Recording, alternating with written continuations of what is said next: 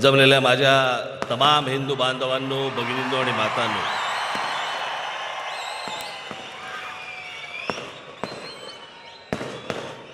माझा आज भाषण करताना कदाचित टेबल फॅन होणार आहे.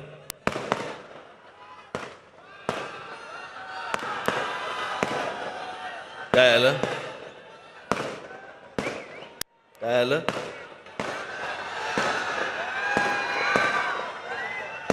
अरे तुम्ही पण आहात.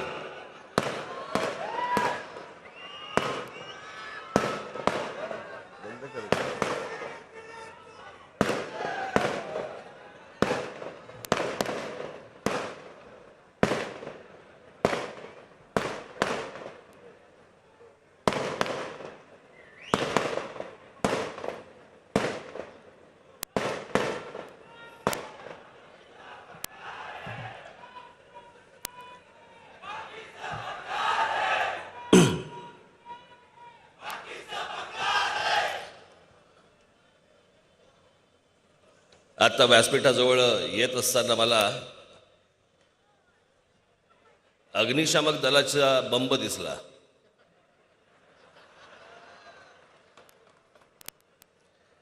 इतकी काय आग नाही लावणार.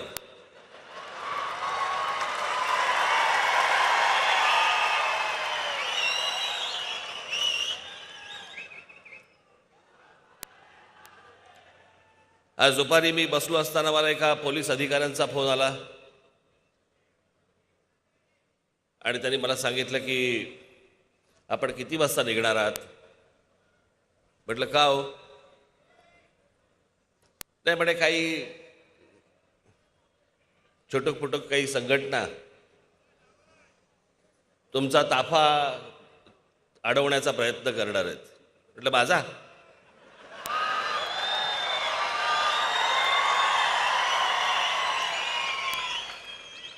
नाही म्हणे काय, आम्ही ते सगळे त्यांना डिटेन करू, पकडू वगैरे वगैरे, फक्त तुमचं निघायचं टायमिंग आम्हाला कळलं तर बरं होईल.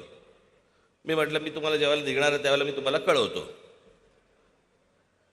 महत्वाची गोष्ट अशी की माझ्या ताफ्याला कोणतरी अडवणार आहे हे इंटेलिजन्सला कळलं.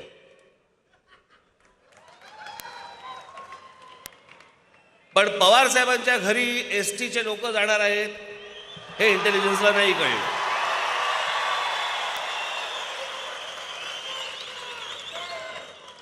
खरं तर त्यांना प्रत्येक गोष्ट माहिती असते. एखादा माणूस शिंकला तर तो करोनाचा शिंकला का साधा शिंकला हेही त्यांना माहिती असतं.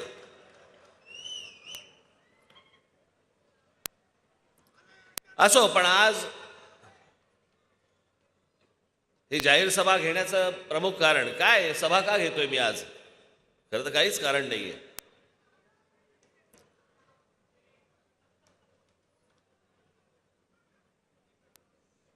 गुढीपाडव्याची सभा झाल्यानंतर अनेकांनी जे आपापले तारे तोडले,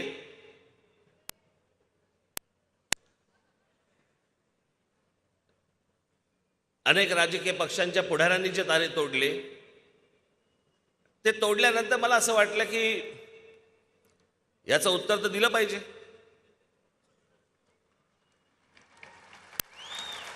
पण मला पत्रकार परिषद घेऊन याचं उत्तर द्यायचं नव्हतं. आणि याचं एकमेव कारण असं होतं की पत्रकार परिषद घेतली जर असती मी,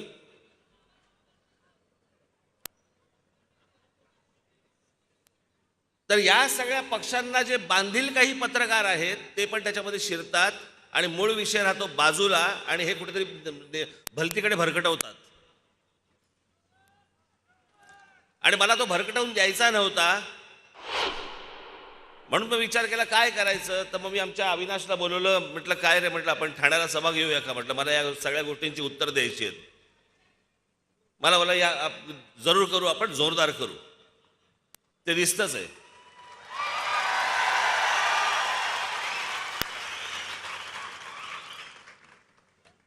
भाई मला कोणीतरी मगाशी दाखवलं की आत्ताची ही सभा महाराष्ट्रात काही ठिकाणी विजेच्या प्रश्नासाठी म्हणून वीज नाही म्हणून थांबवली गेली आहे की तिकडे दाखवत नाही आहेत. काय मूर्ख माणसं आहेत हल्ली, सगळं मोबाईलवरती दिसतं.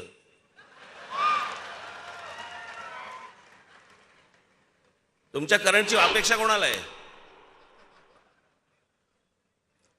पण आता ही सभा, जाहीर सभा आपली मोठे स्क्रीन लावून जम्मू मध्ये पण दाखवली जाते. जम्मू मध्ये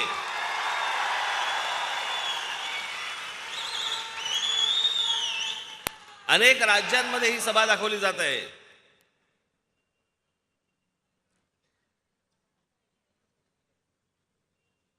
आणि म्हणून मी ही जाहीर सभा आज घेण्याचं इथे ठरवलं की त्या सगळ्या प्रश्नांची उत्तरं म्हटलं आपण आज जाहीर सभेनेच देऊ.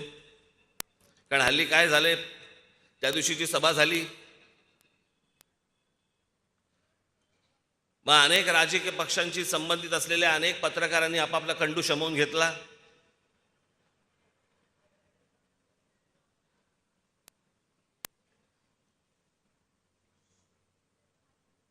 आणि मग वाटेल ते भारतीय जनता पक्षाची स्क्रिप्ट होती. राजकीय पक्षाच्या नेत्यांना सांगणारी हीच सगळी मंडळी. आता सध्या महाराष्ट्रामधल्या अनेक चांगले पत्रकार आहेत, गुणी पत्रकार आहेत, ते ह्या असल्या भामट्या पत्रकारांमुळे एकटे पडलेत.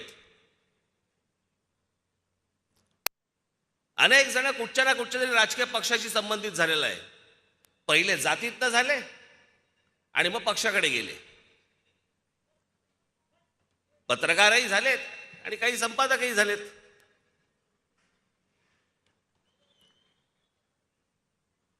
आणि त्याच्यामुळे आपण काही बोललं की फक्त टीका करायची. टीका म्हणजे काय, तर त्या राजकीय पक्षांच्या नेत्यांचं जे म्हणणं आहे ते ह्यांनी खरडायचं.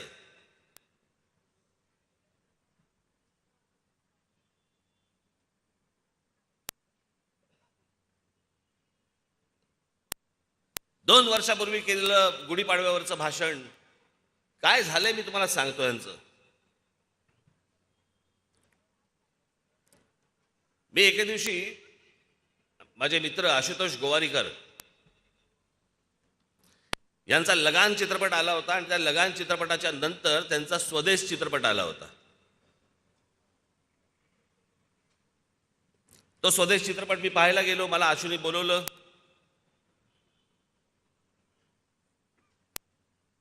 मी तो चित्रपट पाहत असताना मला असं वाटलं की मी बाहेर पडलो. चित्रपट पाहिल्यानंतर बाहेर पडल्यावरती मी आशूला विचारलं, म्हटलं अरे आशू काय पिक्चर बनवला? म्हटलं असा काय पिक्चर असतो का? म्हटलं हा काय पिक्चर आहे? मी त्याला काही इकडचं तिकडचं त्याला मी चित्रपटाविषयी काही बोललो वगैरे वगैरे. घरी आलो आणि घरी आल्यानंतर मी विचार केला मी खरंच चित्रपट पाहिला का, की माझ्या मागे लगान चित्रपट होता. लगान चित्रपट पाहिल्यानंतर मी ज्या वेळेला स्वदेश पाहायला गेलो त्यावेळेला मी माझा एक चित्रपट घेऊन गेलो होतो.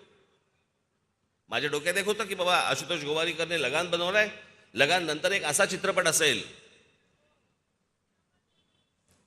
आणि मग मी ज्यावेळेला परत तो चित्रपट पाहिल्यानंतर मी आशूला सांगितलं, म्हटलं आशू मला माफ कर, म्हटलं मी तो चित्रपट पाहिला नव्हता, मी काहीतरी डोक्यात वेगळंच घेऊन गेलो होतो. ती जी परिस्थिती होती ना ती अनेक पत्रकारांची होती, अनेक संपादकांची होती. गुढीपाडव्याच्या सभेला ते त्यांचं एक स्वतःचं भाषण घेऊन आले होते की नाही या विषयावरती राज ठाकरे बोलणार, या विषयावरती राज ठाकरे बोलणार, हा विषय आणतील, या विषयावरती बोलतील.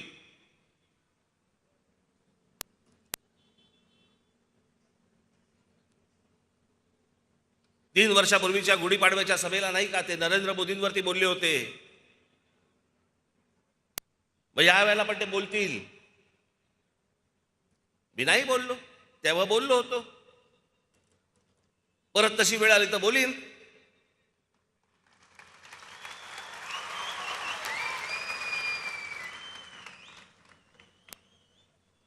इतरही विषय आहेत, तुमचेही वाभाडे काढायचे आहेत मला.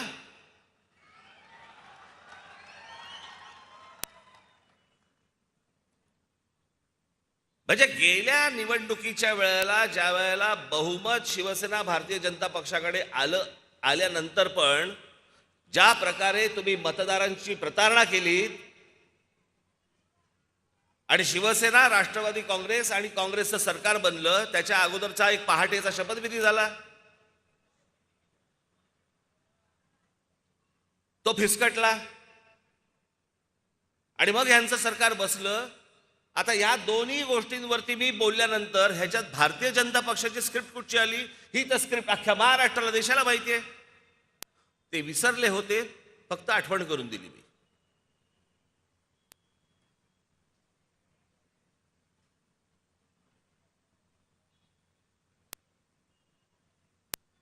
ज्या वेळेला मी नरेंद्र मोदींवरती ज्या वेळेला बोलत होतो, त्यांच्या भूमिका काही मला नाही पटल्या, उघडपणे बोललो. आता हे सांगतायत की मला म्हणे ईडीची नोटीस आली म्हणून मी ट्रॅक बदलला. मी नाही ट्रॅक बदलला, मला नाही लागत ट्रॅक बदलायला.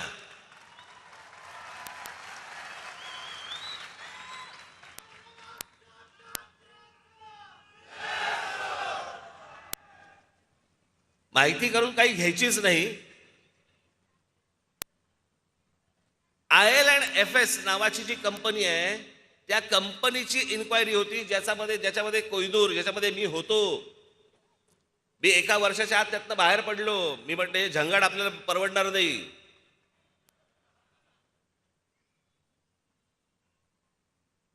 म्हणजे व्यवसाय नाही करायचा का कोणी? आणि त्या कंपनीची जी इन्क्वायरी निघाली त्याच्यातनं मला ती नोटीस आली होती आणि मी ती नोटीस आल्यावरती ईडीच्या कार्यालयात गेलो.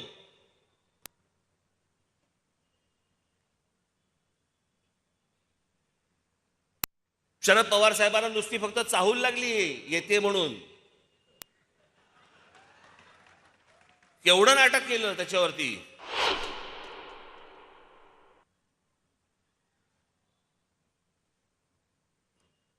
आणि जर या हाताने जर काही पापच केलेलं नाहीये, नोटीसी कोणत्या पण येऊ देत, त्या राजकीय असू देत नाही तर कायदेशीर असू देत, ढीक नाही हलत मी त्याला.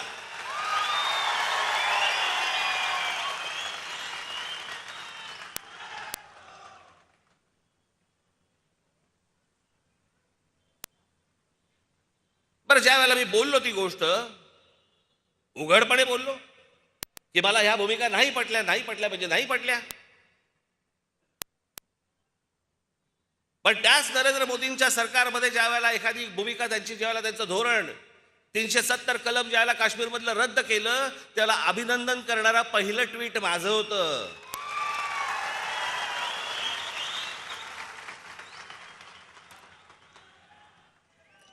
नरेंद्र मोदींसारखा पंतप्रधान या देशाला मिळावा असं बोलणाऱ्या या देशामधला पहिला माणूस मी होतो. त्याच्यानंतर बाकीचे बोलले आहेत.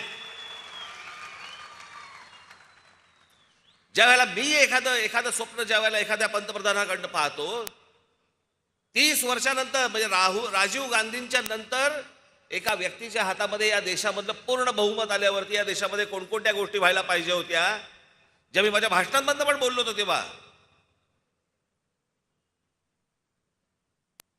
आजही माझी तीच मागणी आहे की बाकीच्या गोष्टी सोडा, ज्या झाल्या त्या झाल्या, पण नरेंद्र मोदींना माझं सांगणं आहे, आजही सांगणं आहे, या 2 मागण्या तुम्ही पूर्ण करा. या देशावरती खूप मोठे उपकार होतील. एक म्हणजे या देशामध्ये समान नागरी कायदा आणा.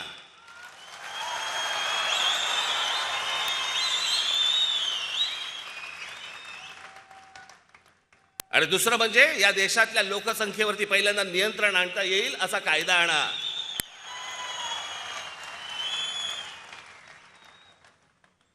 आम्हाला काय आसिया नाहीये की आमच्याकडे 1 तुमच्याकडे 5-5.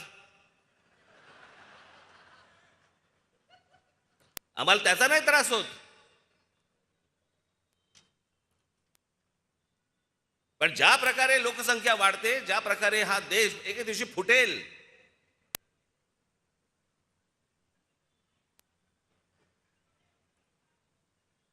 पण ह्या काही गोष्टी या देशामध्ये होणं गरजेचे आहेत, आवश्यक आहेत.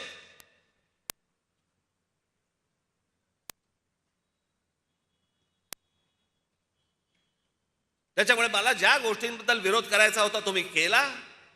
उद्या जर एखादी गोष्ट मला जर नाही पटली तर परत करीन. परंतु विनाकारण आपलं उठले, भाषणाला उठले आणि उगाच विरोध करायचा नाही. आता तुम्ही चिखल खाल्लाय, तुम्ही शेड खाल्लाय, आता तुमच्यावर.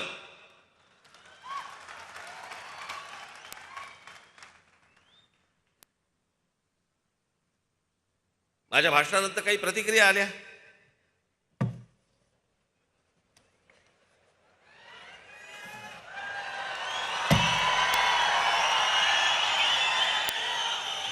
म्हटलं विसरायला नको.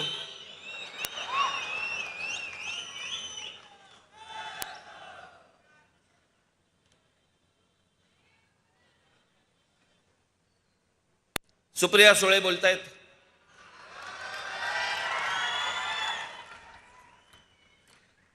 लाव रे तो व्हिडिओ म्हणणारे एका नोटिशीने बदलतील याचं मला आश्चर्य वाटतं. म्हणजे मला आश्चर्य या गोष्टींचं वाटतं की एकाच घरात राहून अजित पवारांच्या घरी रेड पडते पण तुमच्या घरी रेड पडत नाही. ह्याचं कारण मला कळेल का?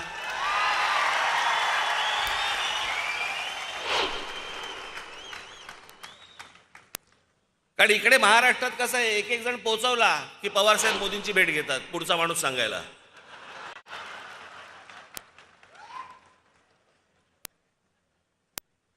देशमुख गेले, मग परत एक भेट घेतली. अजितचं काय, मग रेड टाकल्या, रेड कंप्लीट झाल्या, परत भेट घेतली. तो जरा नवाब मलिक जरा फाजीलपणा जास्ती करतोय, जरा जरा थोडंसं लक्ष द्या. मग नवाब मलिक, आता नवाब मलिकांचं झालं. परवा दिवशी एक फोटो काढला सगळ्या राज्यसभेतल्या खासदारांचा, नंतर हळूच जाऊन परत आतमध्ये परत भेटले. मग काहीतरी संजय राऊत बद्दल बोलले. असं म्हणे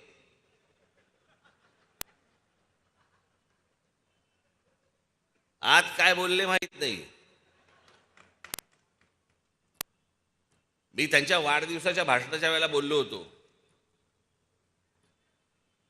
की पवार साहेब खुश झाले म्हणजे भीती वाटायला लागते. आज पवार साहेब संजय राऊत वरती खुश आहेत.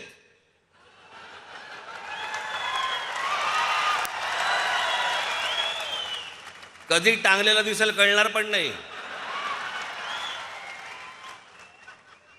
याच्यामध्ये अनेक काँग्रेसवाले गेलेले आहेत.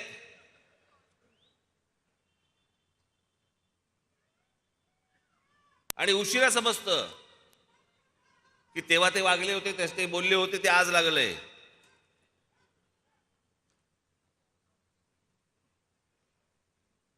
अजित पवारांच्याकडे रेड पडते, अजित पवारांच्या सख्या बहिणींच्या घरी रेड पडते, आणि त्याच्यानंतर देखील पवार साहेब आणि नरेंद्र मोदी यांचे अत्यंत मधुर संबंध राहतात. कसं काय? मी कधी बघितलं नाही पवार साहेबांना भडकलेलं कधी बोलताना. मी ज्यावेळेला उघडपणे बोलत होतो त्यावेळेला ह्यांच्या शेपट्या आतमध्ये होत्या सगळ्यांच्या. हे कोणी बोलले नाही, ते दुसरे एक ते जयंत पाटील.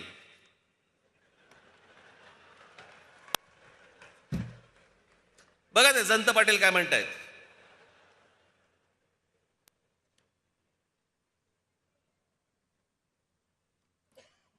हे कधी म्हणे गेले होते उत्तर प्रदेशामध्ये की ज्यांना आता उत्तर प्रदेशचं कौतुक वाटतं. जयंत पाटील, माझं भाषण नीट ऐका.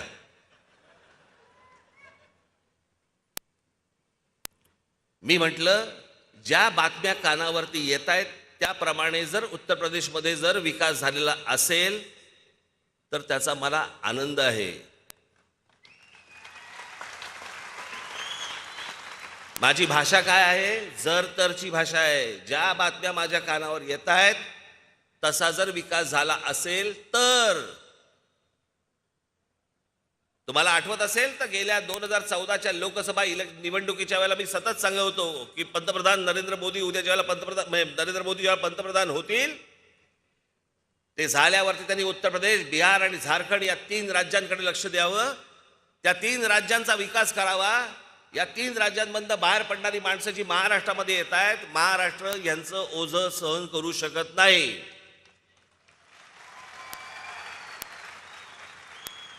माझी सगळी भाषणं काढून बघा. आणि सुप्रिया सुळेंनी बोलायचं नाही हो. ह्यांचे खायचे दात वेगळे आणि दाखवायचे सुळे वेगळे आहेत.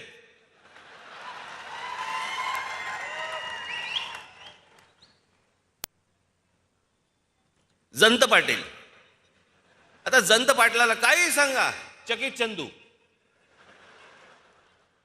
एकदा मागे गृहमंत्री असताना मी त्याला सांगत होतो, ह्याच सगळ्या गोष्टी सांगत होतो. म्हटलं अहो जरा एकदा त्या बेरामपाड्यामध्ये जाऊन बघा, एकदा ह्या सगळ्या वस्तीमध्ये जाऊन बघा. इकडं म्हटलं अत्यंत भीषण अवस्था आहे म्हटलं तिकडे. कधी म्हटलं तिथे कुठे शस्त्र असतील, बॉम्ब असतील. खरे की काय मला काही कल्पनाच नाही. सतत चेहरा चकित चंदू. आश्चर्य झालेलं असतं, सारखं आश्चर्य.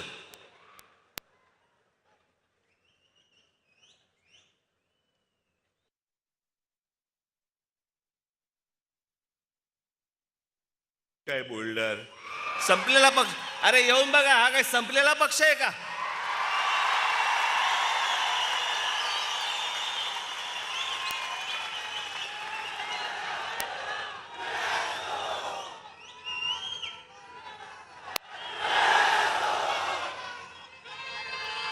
म्हणजे विजलेला पक्ष आहे. महाराष्ट्र नवनिर्माण सेना म्हणे विजलेला पक्ष आहे. जयंतराव, हा विजलेला पक्ष नाहीये, हा समोरच्यांना विझवत जाणारा पक्ष आहे.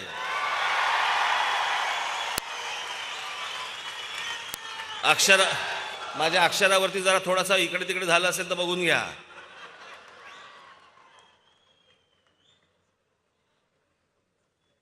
हे काय मला सांगताय, यांचा मतदारसंघाबाहेर कोणी हुंगून विचारत नाही. आणि मला सांगतात की यांचे आमदार काय झालं, आमदार कुठे गेले. राष्ट्रवादी काँग्रेस हा निवडून येणाऱ्या आमदारांचा, उमेदवारांची मोळी आहे. ती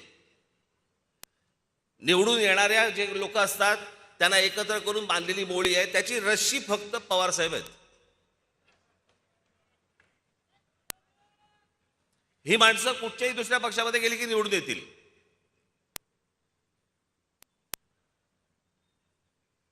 मग भुजबळ म्हणालेत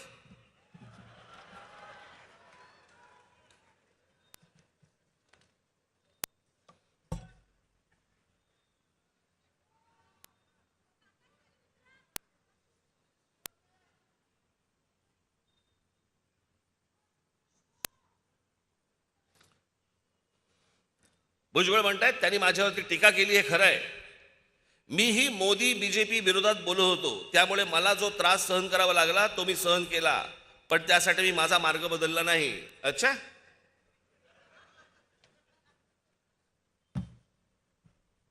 भुजबळ साहेब, तुमचे सीए, तुमचा चार्टर्ड अकाउंटंट आणि तुमच्या बरोबरचा एक माणूस यांनी केलेल्या केसेसमुळे तुम्हाला आज जावं लागलं. भारतीय जनता पक्ष किंवा मोदींवरती टीका केल्यामुळे नाही जावं लागलं. यांच्या संस्थेमधल्या गैरव्यवहारामुळे जावं लागलं आतमध्ये. मोदींवरती टीका केली म्हणून नाही जावं लागलं. 2-2.5 वर्ष जेलमध्ये गेल्यानंतर पहिला शपथविधी यांचा होतो. बरं, सगळेजण सांगतायत संपलेला पक्ष आहे, त्याच्यावर काय बोलणार, तरी बोलतायत. रकानेच्या रकाने भरतायत, रकानेच्या रकाने लिहितायत.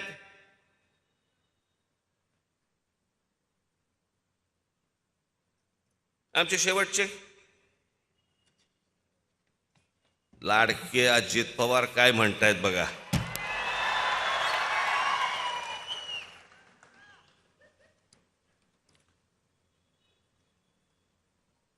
त्यांचा एक आवडता शब्द आहे पठ्ठ्या. यांना काय म्हणे, भोंगे आत्ताच दिसले का म्हणे, आत्ताच सुचले का, याच्या अगोदर काय म्हणे झोपा काढत होतात का. अजित पवार, मी कधी कधी कुठची कुठची गोष्ट बोललोय ना, हे मला नीट आठवतंय. आणि तुमच्या फक्त माहितीसाठी म्हणून मी 3 व्हिडिओज आणलेत.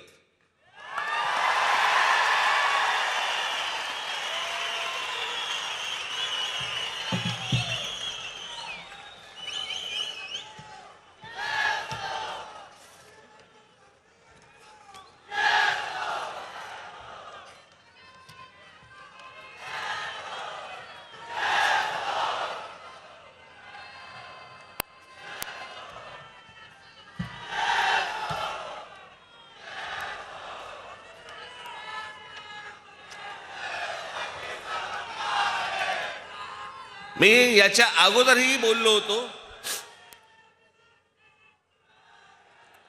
परंतु त्याचे मला काही व्हिडिओ सापडले नाहीत. सोक्षमोक्ष लावलेला बरा असतो. काय झालं, तो जो सकाळचा शपथविधी झाला त्याच्यानंतर जो पवार साहेबांनी जो आवाज काढला, तो आवाज काढल्यानंतर 3-4 महिने अजित पवारांना ऐकू येत नाही. बॉम्ब फुटल्यानंतर माहितीये कू असा एक आवाज येतो कानात, काही ऐकू येत नाही. तसा तो आवाज काढल्यानंतर त्याला 3-4 महिने कू असा आवाज येत होता. त्याच्यामुळे मी काय बोललो हे त्याला कळलंच नाही. तरी पण मी तुम्हाला पहिला जे मी माझं बोलणं बोललोय 28 जुलै 2018 या दिवशी मी काय बोललोय तुम्ही बघा. आज महाराष्ट्रामध्ये असतील नाही तर देशामधले अनेक मुसलमानांना मी अनेक येतात तेव्हा मी त्यांना पण सांगतो, कशासाठी पाहिजे तुम्हाला लाऊडस्पीकर? सकाळची बांग देताना किंवा काय सकाळची अजान देताना आणि नंतरच्या तुम्हाला काय बांग देताना कशाला लाऊडस्पीकर पाहिजे? कोणाला कळवायचं असतं तुम्हाला? नमाज पडायचं आहे घरामध्ये पडा ना, रस्ते कशाला अडवताय?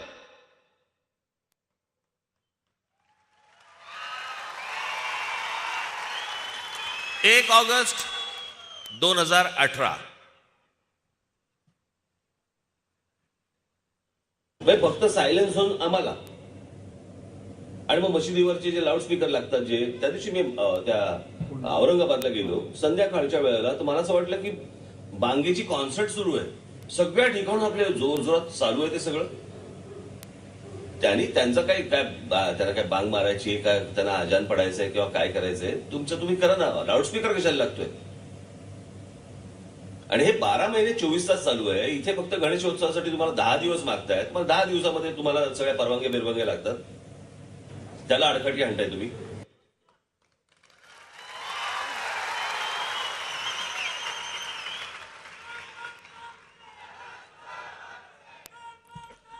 आता लॉकडाऊन लागायच्या अगोदर महाराष्ट्र नवनिर्माण सेनेचं जानेवारी 23 ला जे अधिवेशन झालं होतं त्या अधिवेशनामध्ये मी काय बोललो होतो?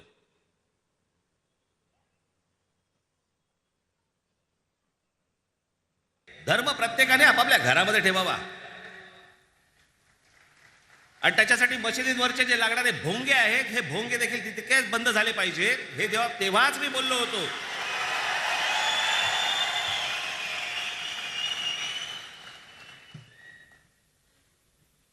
तुमची प्रार्थना, धर्म प्रत्येकाने आपापल्या घरामध्ये ठेवावा आणि त्याच्यासाठी मशिदींवरचे जे लागणारे भोंगे आहेत हे भोंगे देखील तितकेच बंद झाले पाहिजे. हे तेव्हाच मी बोललो होतो.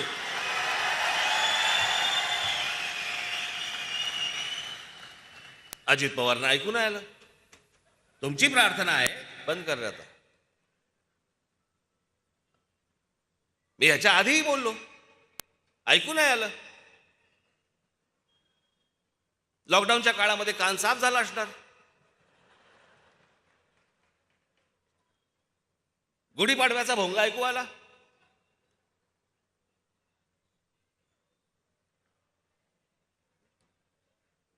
बरं मी चुकीचं काय बोललो?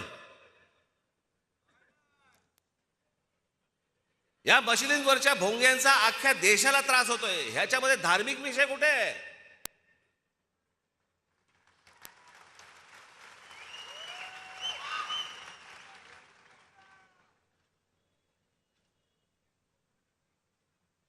तुम्हाला जो काय नमाज पडायचा आहे, तुम्हाला जी काय अजान द्यायची घरामध्ये द्या.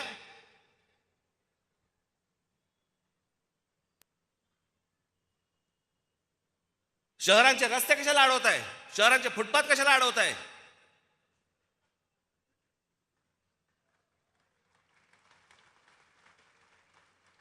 प्रार्थना तुमची आहे, आम्हाला काय ऐकवताय?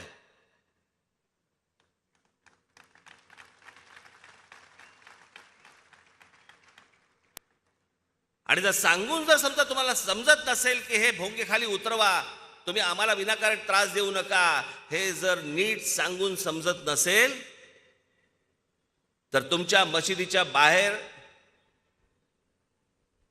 आम्ही हनुमान चालीसा लावणार म्हणजे लावणार.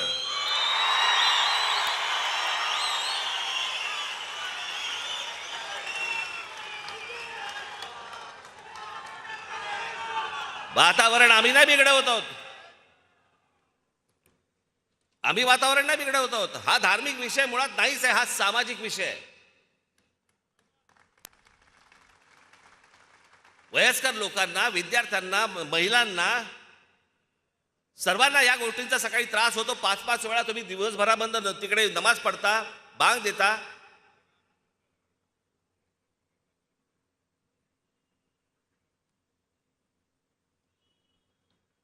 एक तर सगळे बेसूर असतात.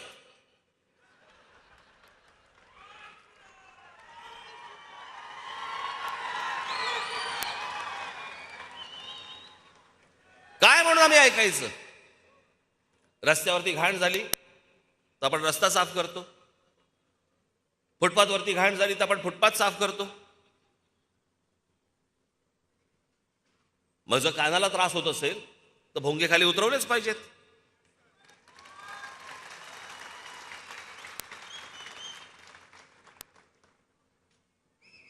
आणि राज्य सरकारला माझं सांगणं आहे, याच्यामधून आम्ही मागे हटणार नाही. तुम्हाला काय करायचं असेल ते करा. या गोष्टीचा एकदा सोक्ष हा लागलाच पाहिजे. ज्या देशांमध्ये तुम्हाला जिथे बंदी आहे, अनेक परदेशामधल्या देशांमध्ये बंदी आहे, निमूटपणे ऐकता ना तिकडे.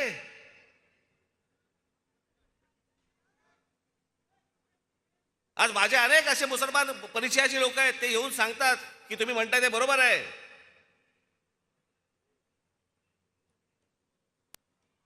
असा कोणता धर्म आहे जो दुसऱ्या धर्मीयांना त्रास देतो? आज तुमचा रमजान चालू आहे, आम्ही समजू शकतो.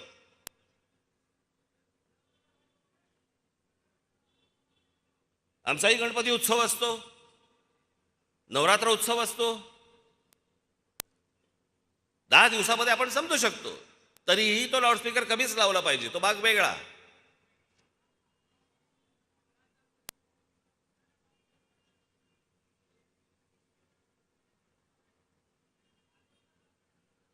काही सणवार असेल तर आपण समजू शकतो.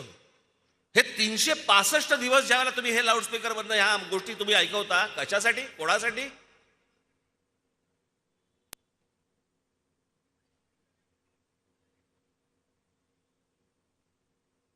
3 तारखेला ईद आहे.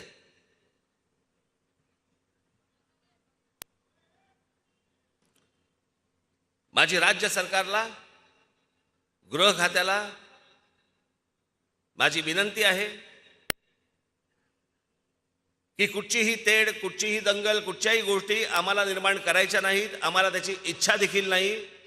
महाराष्ट्राचं स्वास्थ्य आम्हाला बिघडवायचं नाही.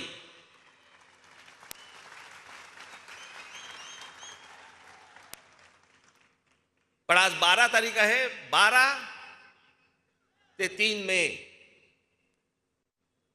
महाराष्ट्रातल्या सगळ्या मशिदींवरच्या मौलवींशी तुम्ही त्यांना बोलवून घ्या. त्यांना सांगा सर्व मशिदींवरचे लाऊडस्पीकर हे उतरले गेले पाहिजेत, खाली आले पाहिजेत. 3 तारखेनंतर तुम्हाला कोणताही त्रास आमच्याकडनं होणार नाही.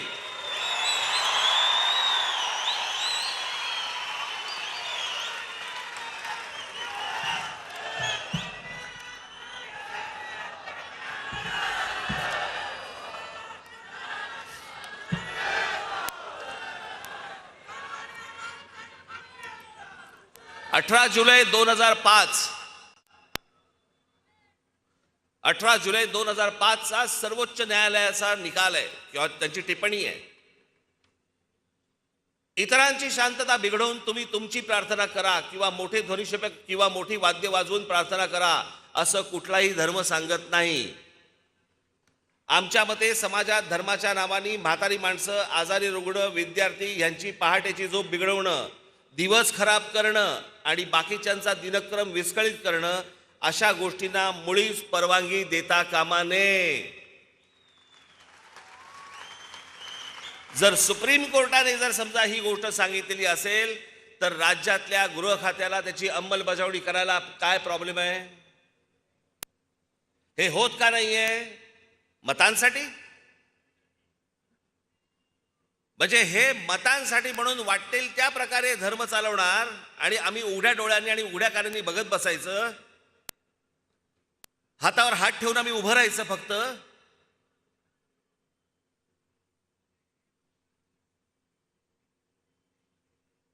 आणि हा देशभर त्रास आहे. जे आज माझं भाषण ऐकत असतील त्या सर्व तमाम हिंदूंना माझं सांगणं आहे, 3 तारखेपर्यंत जर ऐकले नाही तर देशामध्ये जिथे जिथे मशिदी असतील, जिकडे बांग सुरू असेल तिकडे हनुमान चालीसा हे लागलंच पाहिजे. अख्ख्या देशभर लागलं पाहिजे.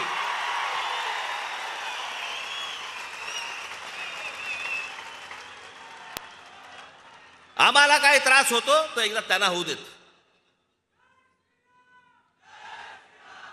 एकमेकांना त्रास देणारा धर्म असू शकत नाही.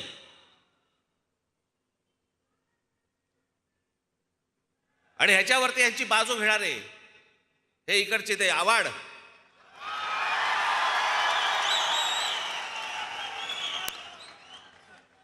काय पण चेहरा आहे, नागाने फणा काढावा ना.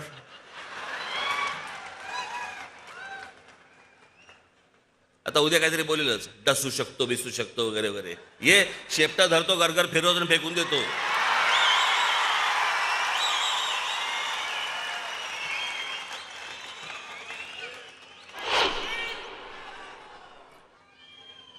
राज ठाकरेंनी म्हणे सांगितल्याप्रमाणे कुठच्या दर्ग्यामध्ये किंवा कुठेही मदरशामध्ये जर समजा वस्त्रा जरी सापडला तरी मी राजकारण संन्यास घेईन. सापडेल कसा? दाढी करतच नाहीत.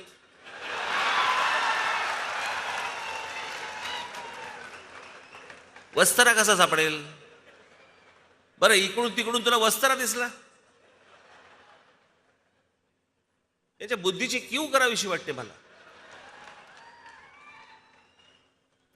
आवाड, आता मी 4 गोष्टी तुम्हाला वाचून दाखवतो.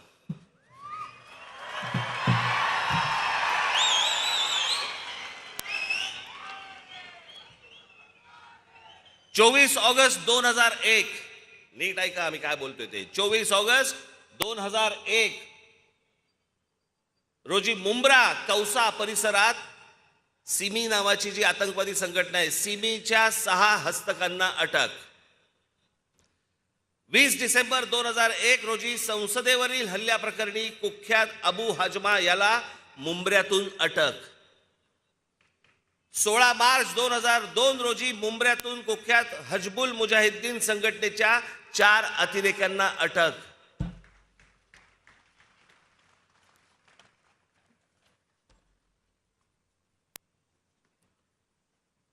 कोणा एका नेत्याच्या हत्येचा कट रचल्याप्रकरणी 3घांना अटक. 23 जानेवारी 2004 रोजी एक दहशतवादी जेरबंद.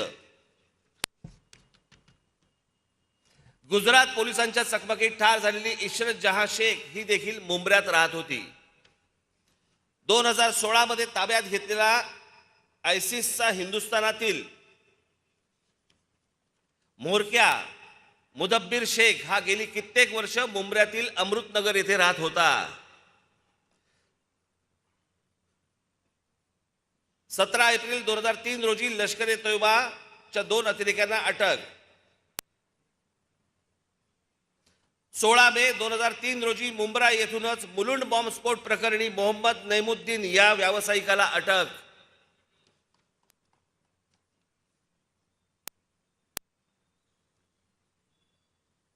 मुंब्र्यात रिजवान मोमीन या संशयित अतिरेक्याला अटक.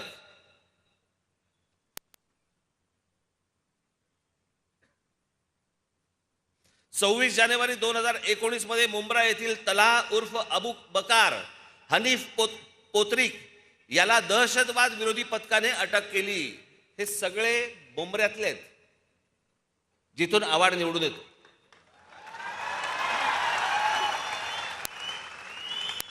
आता तुम्ही म्हणाल की वस्त्रा नाही सापडला, आता कसा संन्यास घेणार? मी कुठे बोललो होतो अतिरेकी सापडत नाहीत म्हणून? या अशा अनेक असंख्य घटना या देशामधल्या अनेक मदरसांमध्ये चाललेले आहेत. याच्यामध्ये पाकिस्तानी सगळे हस्तक आहेत, याच्यामध्ये अतिरेकी आहेत, याच्यामध्ये शस्त्र सापडत आहेत.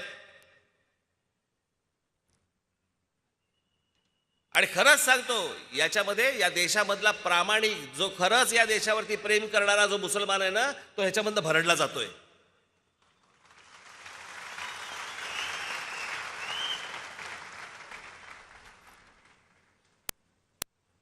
हे आमचे सलीम मामू शेख बसले इथे.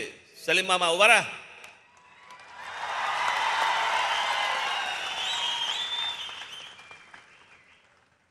सलीम मामा शेख याच्या मतदारसंघामध्ये 95% हिंदू लोक राहतात, पण सलीम निवडून येतो.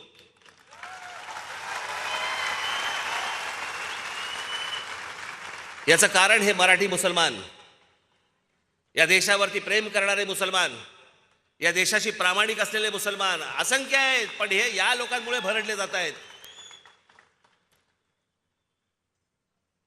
हा जो देशामध्ये धर्माचा अतिरेक करणारी जी लोक आहेत ना, हे त्यांच्यामुळे भरडली जात आहेत.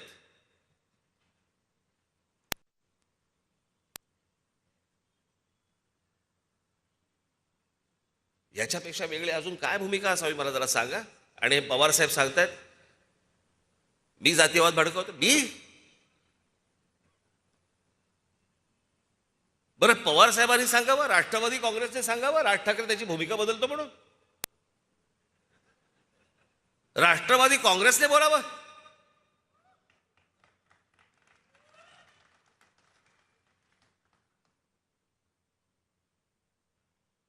हेच शरद पवार ज्या वेळेला सोनिया गांधी विदेशी पंतप्रधान करतात, परदेशी पंतप्रधान या देशाला चालणार नाही, हे बोलणारी पहिली व्यक्ती सन्माननीय माननीय बाळासाहेब ठाकरे होती, की ज्यांनी सांगितलं परदेशी व्यक्ती चालणार नाही म्हणून या देशात.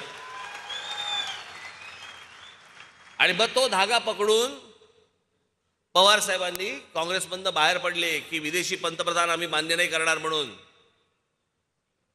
99ला बाहेर पडले, सोनिया गांधी नकोत म्हणून बाहेर पडले. निवडणुकांचा निकाल लागला आणि परत काँग्रेस बरोबर गेले आणि मला असं वाटतं कृषी मंत्री झाले.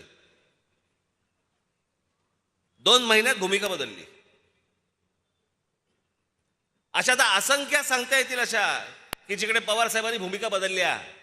हे काय मला सांगतायत मी कोणती भूमिका बदलली?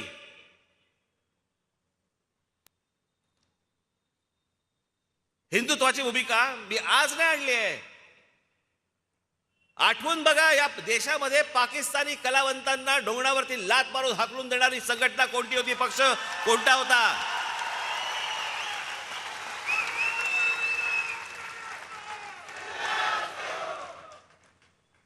परत जर चित्रपटामध्ये पाकिस्तानी कलावंत घाल तर याद राखा, हे प्रत्येक प्रोड्युसरला नोटीस कोणाकडे गेली होती? जे आपल्याकडे येऊन गाणी गात होते, आपल्याकडे येऊन चित्रपटामध्ये काम करत होते, या सगळ्यांना ज्यांनी हाकलून दिलं तो माझा महाराष्ट्र सैनिक होता.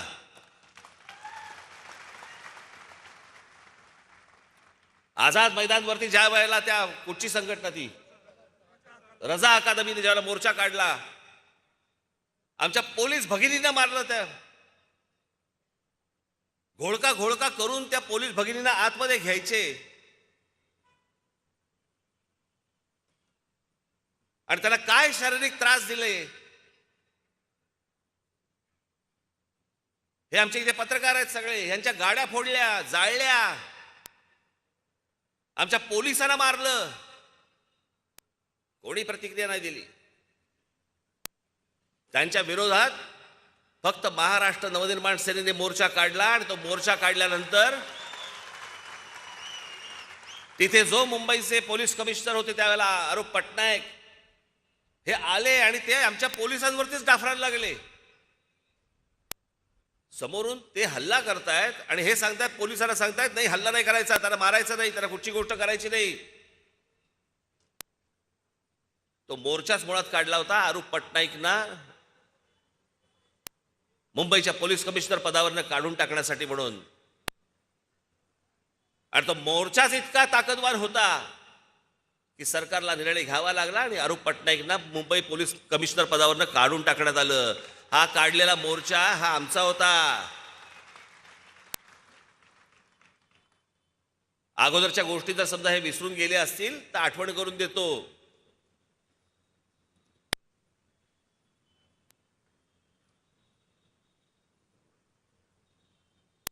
एकदम सगळे त्या गुढीपाडव्याच्या सभेनंतर एकदम सरफटले सगळे. काय उत्तर देऊ, काय करायचं, काय नाही करायचं. मग ते आपलं एकच पालुपत लावलं. ईडीची नोटीस आली.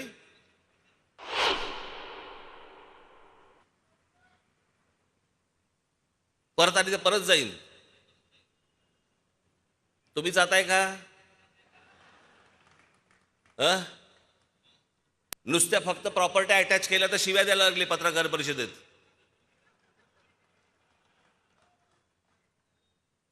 काय पण भाषा पत्रकार परिषदेमधली. पत्रकार परिषदेमध्ये येऊन एका वर्तमानपत्राचा संपादक येतो आणि तो काय म्हणतो, भडवा, चुतिया.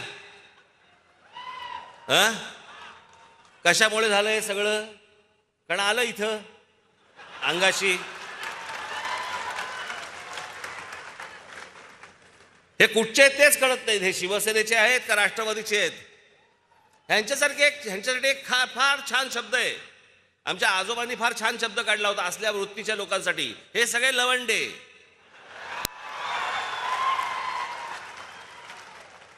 वरती अनुस्वार आहे, लक्षात ठेवा.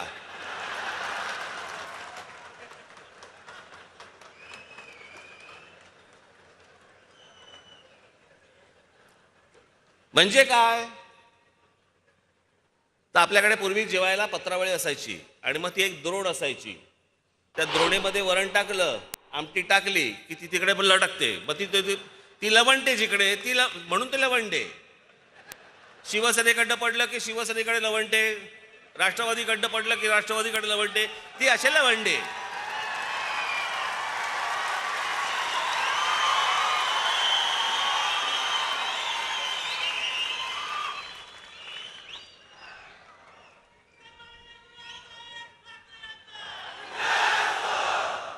केवढं झोंबलं त्यांना ते. मी जे पवार साहेबांबद्दल जे बोललो की जातीयवाद जो आला महाराष्ट्रामध्ये, जात होतीच. असंख्य वर्ष, अनेक हजारो वर्ष जात आहे या देशामध्ये, या महाराष्ट्रामध्ये. प्रत्येक जातीतल्या माणसाला आपापल्या जातीबद्दल अभिमान होता. 99ला ज्या वेळेला राष्ट्रवादी काँग्रेसचा जन्म झाला, तो जन्म झाल्यानंतर दुसऱ्या जातीबद्दल द्वेष निर्माण करायला लावला. आमच्या मुलांची माथी भडकवली गेली. इतिहास चुकीचा सांगितला गेला म्हणे. पवार साहेब सांगतायत म्हणे इतिहास चुकीचा सांगितला गेला. मला सांगा ते काय त्या कुठच्या संघटना काढल्यात ना राष्ट्रवादीने, संभाजी बी ग्रेड, सी ग्रेड वगैरे अशा अनेक संघटना त्यांनी काढल्यात. या 99 नंतरच कशा काय आल्या? योगायोग नाही, यांनीच काढल्या.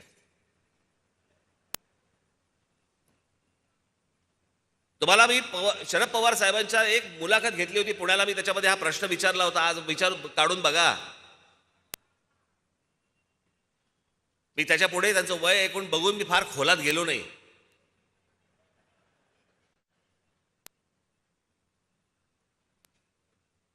पण शरद पवार साहेब ज्या वेळेला भाषण करतात राष्ट्रवादी काँग्रेसचा जन्म झाल्यापासून, त्यावेळेला ते काय म्हणतात, हा महाराष्ट्र कोणाचा? शाहू फुले आंबेडकरांचा. मान्यच आहे. पण त्या अगोदर हा महाराष्ट्र सर्वप्रथम जर कोणाचा असेल तर तो आमच्या छत्रपती शिवरायांचा महाराष्ट्र आहे.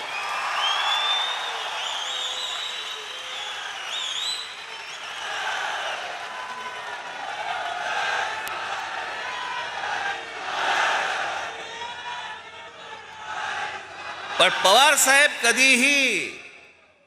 शरद पवार साहेब कधीही छत्रपतींचं नाव घेताना तुम्हाला दिसणार नाहीत, कुठच्याही सभेमध्ये दिसणार नाहीत.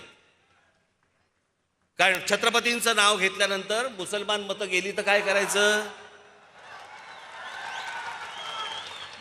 आणि म्हणून शिवछत्रपतींचं आमच्या कधीही ते नाव घेत नाहीत. शाहू फुले आंबेडकर आणि मग छत्रपतींवरचं राजकारण करायचं असेल, त्याच्यामध्ये जर जातीचं राजकारण करायचं असेल, माझ्या महाराष्ट्रामधल्या मराठा बांधवांची भगिनींची जर माथी भडकवायची असतील, मग दुसरे कोणीतरी पुस्तकं लिहिलीत, मग ती ब्राह्मणांनी पुस्तकं लिहिलीत, मग अजून कोणीतरी काहीतरी लिहिलंय.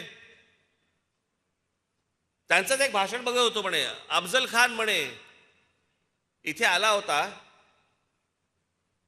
त्यावेळेला महाराजांनी त्याचा कोथळा बाहेर काढला, पण त्याच्यामध्ये काही हिंदू मुसलमान असं काही नव्हतं. मग पवारसाहेब तो कशासाठी आला होता? तो काय केसरी टूर्स आणि काय ते वीणा वर्ल्डचं तिकीट घेऊन आला होता काय महाराष्ट्र दर्शन करायचं म्हणून? छत्रपतींची आमच्या ओळख काय? छत्रपतींनी ज्या वेळेला या स्वराज्याची शपथ घेतली त्यावेळेला हातामध्ये ध्वज कोणता घेतला? भगवा घेतला, आमच्या भागवत धर्माचा घेतला, आमच्या महाराष्ट्राचा घेतला, आमच्या संतांचा घेतला, आमच्या मंदिरांवरचा घेतला.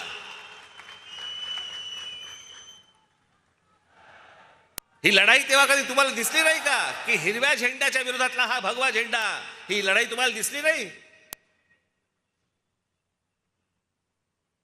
स्वतः शरद पवार साहेब हे स्वतः नास्तिक आहेत, त्याच्यामुळे ते धर्माकडे बघताना नास्तिकतेतनं बघतात.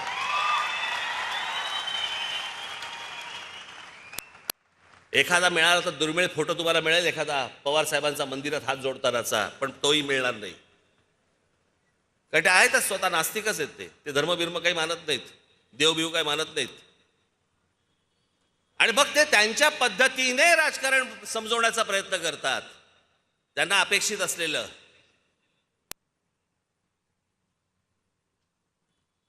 आणि मग त्याच्यामध्ये काय, बाबासाहेब पुरंदरे सॉफ्ट टार्गेट आहे. मी सांगितलं तुम्हाला, बाबासाहेब पुरंदरेंनी चुकीचा इतिहास सांगितला. कोणत्या पानावरती कोणत्या ओळीत सांगितला ते तर सांगा ना.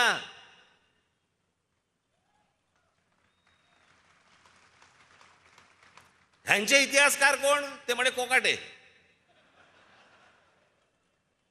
कोण कोकाटे?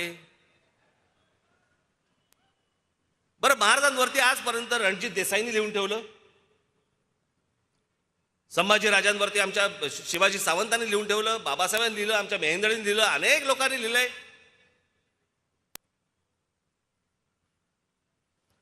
प्रत्येकाने आपापल्या पद्धतीने शिवाजी महाराज महाराष्ट्रासमोर आणले. पण घराघरामध्ये जर समजा शिवाजी महाराज कोणामुळे जर पोचले असतील तर ते फक्त बाबासाहेब पुरंदरेंमुळे पोचले. हे नाकारून चालणारच नाही तुम्हाला, आणि हे कोणीही मान्य करतं. मग त्यांची व्याख्यानं असू देत, त्यांची पुस्तकं असू देत, तर काही असू देत, पण आम्हाला इतिहास नाही बघायचा आहे. आम्हाला ते पुस्तक कोणत्या जातीच्या माणसांनी लिहिलं ते बघायचंय. आम्ही आमच्या शिवछत्रपतींचा इतिहास सांगणार नाही आहोत, आम्ही आमच्या मराठेशाहीचा इतिहास सांगणार नाही आहोत. आम्ही मराठेशाहीचा इतिहास सांगताना आम्ही त्याच्यामध्ये फोड करणार. फोड काय करणार की बघा पेशव्यांनी चालवलेलं, पेशव्यांनी केलेली गोष्ट काय, पवार साहेब काय चाललंय? तुमच्यासारख्या बुजुर्ग माणसाने या महाराष्ट्र राज्यामधला जातीपातीचा हा भेद गाडला पाहिजे, गाडून टाकला पाहिजे. तुम्ही याच्यासाठी प्रयत्न केले पाहिजेत, पण तुमच्या स्वतःच्या राजकीय स्वार्थासाठी म्हणून या सगळ्या गोष्टी करताय तुम्ही. या शरद पवार साहेबांकडे अनेक गुण आहेत, खरंच घेण्यासारखे आहेत, पण ह्याचं काय करायचं? मी त्यांच्या वाढदिवसाच्या वेळेला जेव्हा भाषण केलं होतं, त्या भाषणाची माझी पहिली लाईन, तुम्ही पहिली ओळ आज काढून बघा.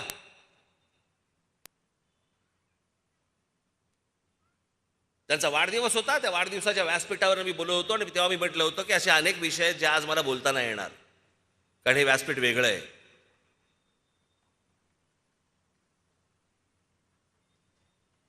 पण हा जातीपातीचा जो चिखल महाराष्ट्रामध्ये होतोय, घडतोय, याला यांचं काय राजकारण करायचं करू देत. माझी महाराष्ट्रातल्या माझी सर्व बांधवांना, भगिनींना माझी विनंती आहे, यातनं बाहेर या.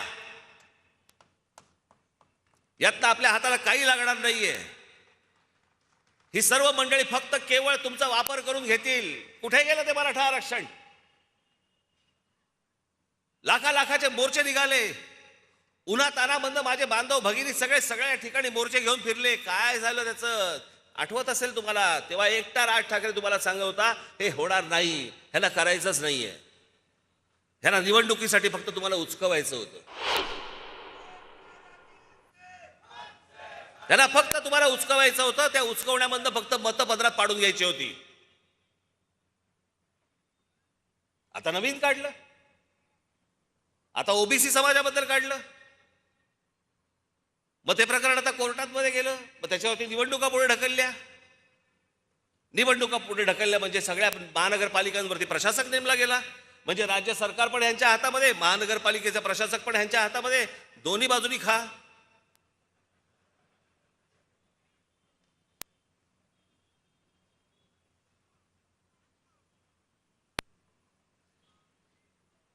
काय हा वैभवशाली महाराष्ट्र आपला, काय इतिहास आपला. अहो 125 वर्ष ज्या मराठेशाहीने, त्याला मराठेशाहीच म्हणतात, त्याला पेशवेशाही नाही म्हणत. सगळ्या 18 पगड जातीचे सगळे लोक होते त्याच्यामध्ये, जे आणले होते, जवळ आणले होते, ते आमच्या शिवछत्रपतींनी आणले होते. सगळ्या समाजातला प्रत्येक जातीमधला माणूस हा स्वराज्यासाठी लढत होता. आमच्या शिवछत्रपतींकडनं, आमच्या महाराष्ट्र राज्यातल्या आमच्या संतांकडनं आम्ही घेतलेली शिकवण कुठे गेली? काय चालू आहे, आपण काय करतो? बरं, हे प्रकरण कॉलेजपर्यंत आलं, हे प्रकरण शाळेपर्यंत गेलं, शाळेमधली मुलं एकमेकांकडे जातीने बघायला लागले, कॉलेजमधली एकमेकांची मुलं जातीने बघायला लागली. हे आमचे पत्रकार बसले, ह्यांच्यामध्ये जातीमध्ये फाटाफूट झालेली आहे.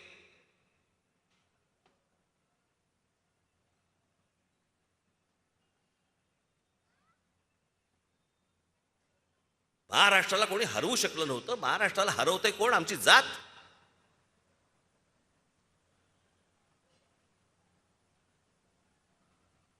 आमच्या राज्यातल्या जाती आम्हाला नष्ट करायला निघाल्यात.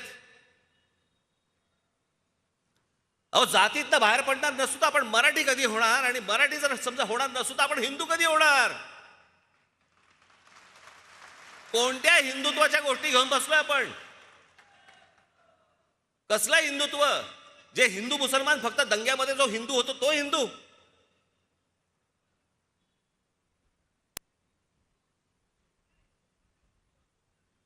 या सगळ्यांपासून माझे महाराष्ट्राच्या सगळ्यांना माझी हात जोडून विनंती आहे, ह्या सगळ्या भामट्यांपासून दूर राहा. हे महाराष्ट्र त्यांच्या स्वार्थासाठी खड्ड्यात घालतील. स्वतःला हवे असलेल्या पैशांसाठी हे महाराष्ट्राला खड्ड्यात घालतील. कोणाला कशाची चिंता नाहीये. त्या एसटी कर्मचाऱ्यांकडे बघा, 4 महिने 5 महिने अनेक महिने झाले त्यांचे संपत मिटत नाहीये. मी स्वतः पवार साहेबांकडे माणसं घेऊन गेलो होतो. लगेच ह्याच्यावरती आपण तोडगा काढू. अजून तोडगा निघालेला नाहीये. तोडगे निघत नाहीत. गेल्या वर्षीपासून संप सुरू आहे. त्यांची दिवाळी खराब गेली, सगळं खराब गेलंय. एकदा काय ते निश्चित त्यांना सांगा तरी, काय होणार आहे त्यांच्या भविष्यामध्ये, आयुष्यामध्ये. कशाचा कशाला पत्ता नाही आणि आम्हाला कशामध्ये गोंधळून टाकतायत. ह्याचे रोजचे चालले आहेत, ह्याला जेलमध्ये टाक, त्याला जेलमध्ये टाक, हा इथून बडबड करतोय, तो तिकडून बडबड करतोय, आणि आमच्या टेलिव्हिजन चॅनलवरती दुसऱ्या बातम्या नाहीत. आम्ही सगळं विसरून गेलोय. आज महाराष्ट्रामध्ये मोठ्या प्रमाणावरती लोड शेडिंग सुरू झालेलं आहे. आमच्याकडे काय नाही, छोटक फोटक बातम्या येतील, संपला विषय. उद्या परत हे भांडायला मोकळे, परत हे काहीतरी बोलतील, परत हा काहीतरी बोलणार. टेलिव्हिजन चॅनल्स नाव देखील माझी हात जोडून विनंती आहे, बाबांनो, हे बैल बंद करून टाका त्यांना. तुम्ही एक निर्णय घ्या की नाही, हे आम्ही दाखवणार नाही. जे महाराष्ट्राचं हिताचं आहे ते एवढंच आम्ही दाखवू. काही गरज नाही 24 तास दाखवायची. चांगलं जर समजा तुम्ही 5 तास दाखवलं ना तरी महाराष्ट्र सुखी होईल. पण ह्या सगळ्यामधनं बाहेर येणं आवश्यक आहे, गरजेचं आहे. लोकांना वाटत असेल की हे भोंग्याचं राज ठाकरे राजकारण करतोय. मला राजकारण करायची गरज वाटत नाही. मला जे आहे, हा महाराष्ट्र, हा देश साफ झाला पाहिजे, नीट झाला पाहिजे, सुरक्षित राहायला पाहिजे. माझ्या माता भगिनी ज्यावेळेला रस्त्याने फिरतील, कुठेही जाताना त्यांना सुरक्षित वाटलं पाहिजे. आमच्या महाराष्ट्रामधली, देशामधली जी वयस्कर लोक आहेत, लहान मुलं आहेत, अभ्यास करणारे आहेत, त्यांना या भोंग्यांचा त्रास होता कामा नये.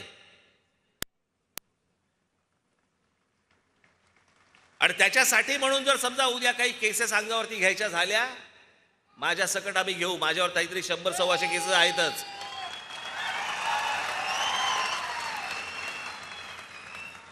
मी मागे म्हटलं होतं ना, अस्वलाच्या अंगावर अजून एक केस आला तर काय फरक पडतो.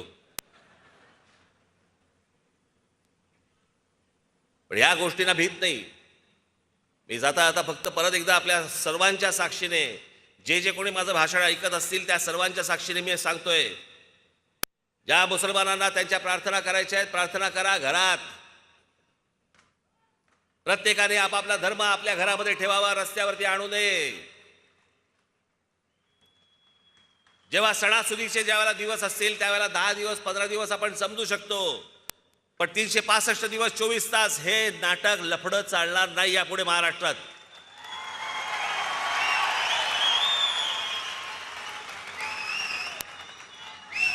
आणि एक गोष्ट सांगतो, आता हनुमान चालीसा सांगितलंय, अजून मी माझ्या पुढच्या भातावातला मी अजून बाण काढलेला नाहीये, तो काढायला मला लावू नका.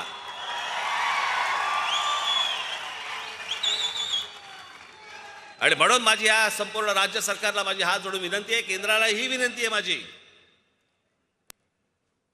की जिथे समाजाला त्रास होतोय असल्या कोणताही धर्म असता कामा नये. जे मुसलमान बांधव आहेत त्या मुसलमान बांधवांना सगळ्यांना सांगा की उद्या कुठच्याही प्रकारचा आपल्याला तेढ निर्माण करायची नाही, आपल्याला दंगली नकोयत, आपल्याला महाराष्ट्रात सगळ्या सुखीचं चांगलं वातावरण आपल्याला महाराष्ट्रामध्ये ठेवायचं आहे. आपण स्वतःहून या सगळ्या मशिदींवरचे लाऊडस्पीकर खाली उतरवा, आपली प्रार्थना आपल्या घरात ठेवा, महाराष्ट्र आनंदी करा. एवढीच फक्त एक इच्छा व्यक्त करतो आणि आपल्या सर्वांची मी रजा घेतो. धन्यवाद. जय हिंद, जय महाराष्ट्र.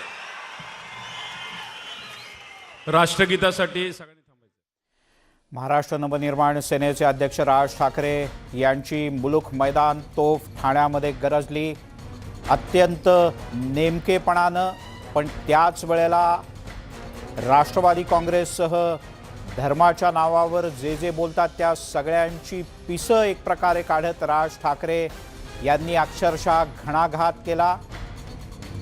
365 दिवस हे भोंग्यांचं नाटक चालणार नाही अशा स्पष्ट आणि थेट शब्दात राज ठाकरे यांनी आपली आणि महाराष्ट्र नवनिर्माण सेनेची भूमिका पुन्हा एकदा लोकांसमोर मांडली.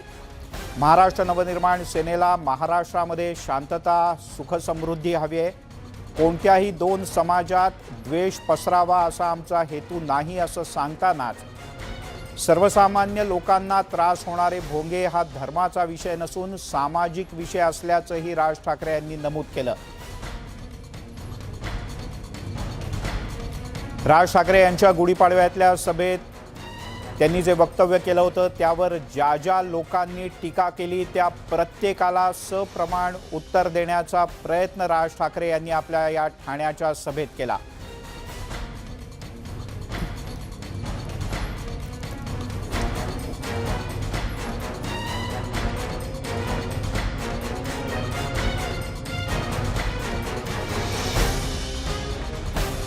यांना प्रथम जाण्यासाठी आपण मार्ग करून द्यावा, त्यांना नीट सुखरूप बाहेर पडता येईल त्याची आपण व्यवस्था करावी. धन्यवाद. आणि आपणही नीट सांभाळून घरी आपण जावं.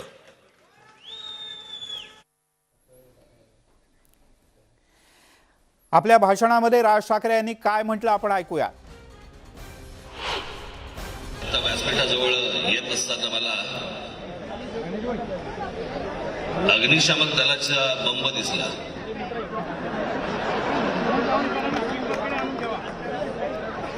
इतकी काय आग नाही लावणार. महत्वाची गोष्ट अशी की माझ्या ताफ्याला कोणतरी अडवणार आहे हे इंटेलिजन्सला कळलं.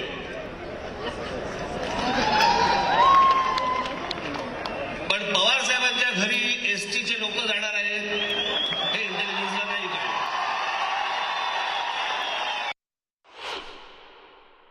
आता हे सांगतायत की मला म्हणे ईडीची नोटीस आली म्हणून मी ट्रॅक बदलला. मी नाही ट्रॅक बदलला, मला नाही लागत ट्रॅक बदलायला. IL&FS नावाची जी कंपनी आहे त्या कंपनीची इन्क्वायरी होती ज्याच्यामध्ये कोहिनूर, ज्याच्यामध्ये मी होतो. मी 1 वर्षाच्या आत त्यातनं बाहेर पडलो. मी म्हटलं हे झंगाट आपल्याला परवडणार नाही.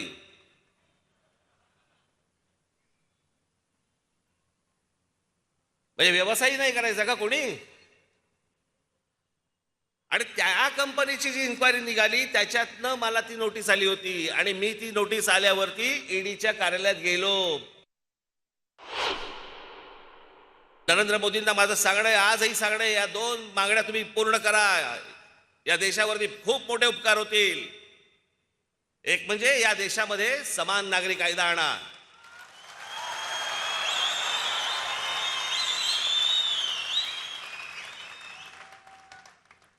आणि दुसरं म्हणजे या देशातल्या लोकसंख्येवरती पहिल्यांदा नियंत्रण आणता येईल असा कायदा आणा. सोळे बोलतायत.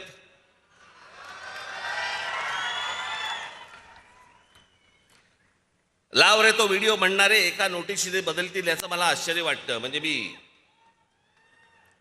मला आश्चर्य या गोष्टींचं वाटतं की एकाच घरात राहून अजित पवारांच्या घरी रेड पडते पण तुमच्या घरी रेड पडत नाही. ह्याचं कारण मला कळेल का?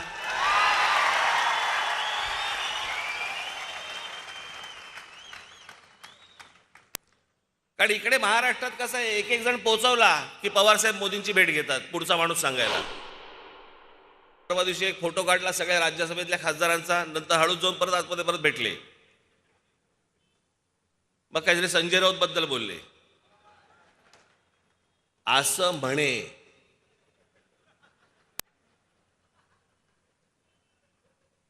आज काय बोलले माहित नाही. मी त्यांच्या वाढदिवसाच्या भाषणाच्या वेळेला बोललो होतो की पवार साहेब खुश झाले म्हणजे भीती वाटायला लागते. आज पवार साहेब संजय राऊत वरती खुश आहेत.